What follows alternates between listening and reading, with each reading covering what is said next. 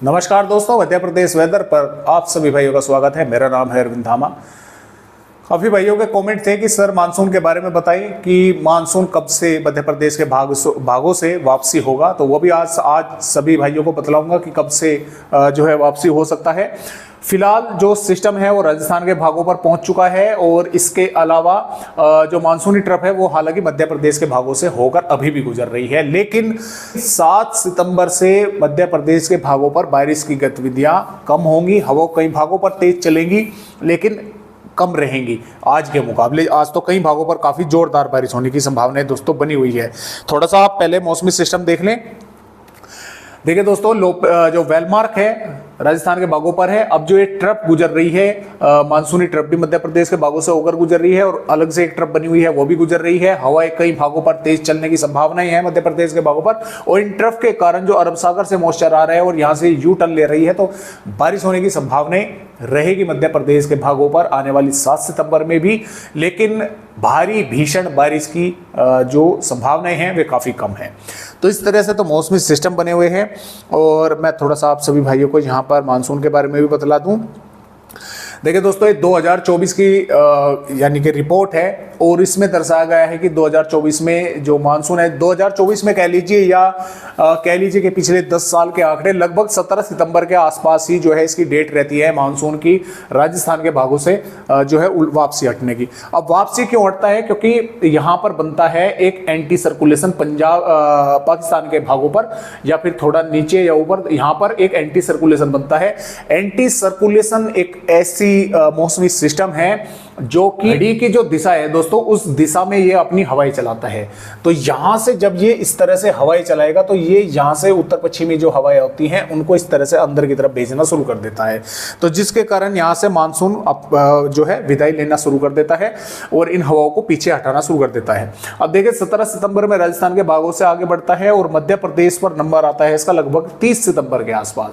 30 सितंबर में उत्तरी और पश्चिमी मध्य प्रदेश के कुछ भागों से मानसून वापसी लेता है और 5 अक्टूबर के आसपास मध्य प्रदेश के ज्यादातर भागों से मानसून की विदाई हो जाती है। लेकिन अब की बार थोड़ी आगे बढ़ सकती है डेट, क्योंकि 17 सितंबर से पहले संभावना ये थी कि 17 सितंबर से पहले ही मानसून विदाई ले लेगा, लेकिन अब की बार 17 सितंबर के ही आसपास मानसून जो है वो विदाई लेने वाला है। पहले संभावना ये थी कि 14 या 15 सितंबर के आसपास जो है मानसून वापसी हो सकता है।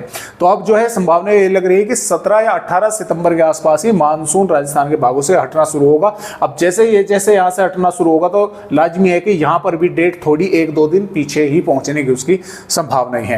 तो पश्चिमी मध्य प्रदेश, उत्तरी मध्य प्रदेश और पश्चिमी मध्य प्रदेश के कुछ भागों पर उनकी विदाई यहां से होनी शुरू होती है। हो सकता है इसमें पहले अक्टूबर पर पहुंच जाए, तो इस तरह की फिलहाल जो है संभावनाएं नजर आ रही है और 5 या 6 अक्टूबर तक मध्य प्रदेश के ज्यादातर भागों तक जो मानसून की विदाई है वो हो जाएगी मध्य प्रदेश के भागों से। अब देखिए ये जो आंकड़े हैं दोस्तों, पहले आप यहां पर देख लें अच्छी तरीके से, ये कब से कब तक के हैं।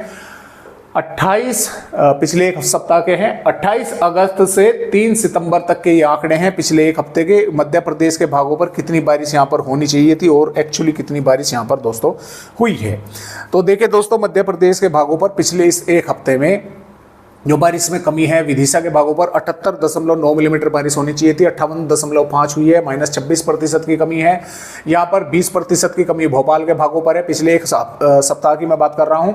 तो सीहोर के भागों पर भी -21% की कमी यहाँ पर बनी हुई है। और यहाँ पर अगर हम बात करें तो देखिए यहाँ पर टीकमगढ़ के भागों पर भी 35% की कमी है माइनस, और छतरपुर के भागों पर 38% की कमी है और 29% की कमी है सागर के भागों पर। और जो देखिए पूर्वी मध्य प्रदेश के भाग हैं यहाँ पर लगभग कमी है। और सबसे कमी वाला जो पिछले एक सप्ताह में जिला है वो रीवा है, इस पर 70% माइनस में है। 68.7 मिलीमीटर बारिश होनी चाहिए थी, 20.8 मिलीमीटर बारिश हुई है।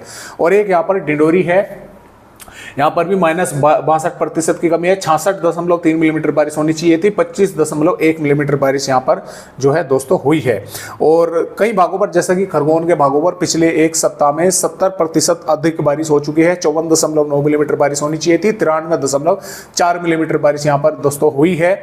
और इसके साथ साथ देखें हम अगर आगे की बात भी करें तो नीमच के भागों पर भी 113% अधिक बारिश हो चुकी है, 59.1 मिलीमीटर बारिश होती है पिछले 7 दिनों में। 126 मिलीमीटर बारिश यहाँ पर हो चुकी है।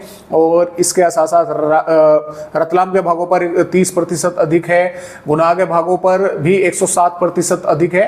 और इस तरह से जो बारिश की गतिविधियां हैं, तो कुल मिलाकर हम कह सकते हैं कि सीहोर के भागों के साथ साथ भोपाल, अशोकनगर और सागर के भागों के साथ साथ छतरपुर, पन्ना, सतना, कटनी के भागों पर, जबलपुर के भागों पर, मंडला के भागों पर, उमरिया, शहडोल, अनूपपुर के भागों पर और इधर सिद्धि, सिंगरौली के भागों पर बारिश में अभी भी कमी है। लेकिन पश्चिमी मध्य प्रदेश के भागों पर पिछले एक सप्ताह में बारिश अधिक हो चुकी है।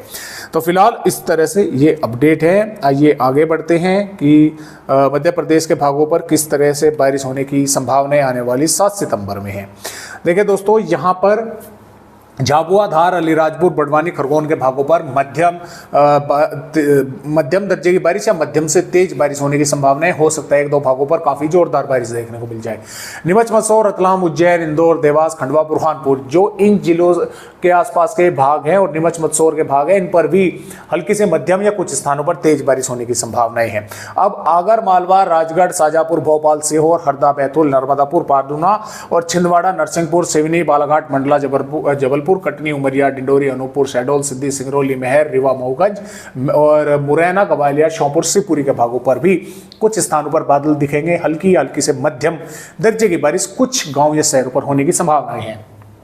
गुना, अशोकनगर, विदिशा, रायसेन, सागर, दमोह, पन्ना, सतना, छतरपुर, टीकमगढ़, निवाड़ी के भागों पर कुछ ही इलाकों पर बूंदाबांदी हो सकती है। ज्यादा संभावनाएं नहीं है, लेकिन फिर भी कुछ बादल पहुंचकर हो सकता है एक दो भागों पर मध्यम दर्जे की बारिश कर दे या कुछ भागों पर धूप भी यहां पर देखने को मिल सकती है।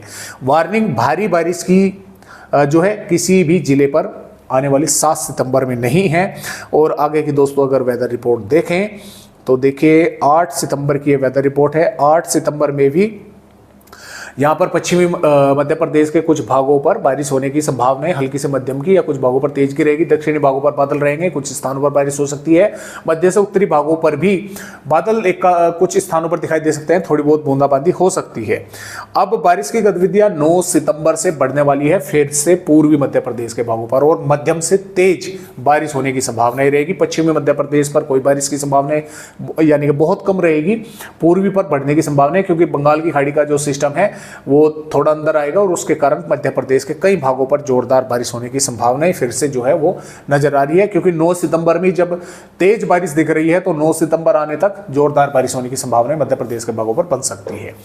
फिलहाल आज की वीडियो में दोस्तों बस इतनी ही जानकारी। एक नए अपडेट के साथ आप सभी भाइयों से फिर मिलूंगा, तब तक के लिए नमस्कार।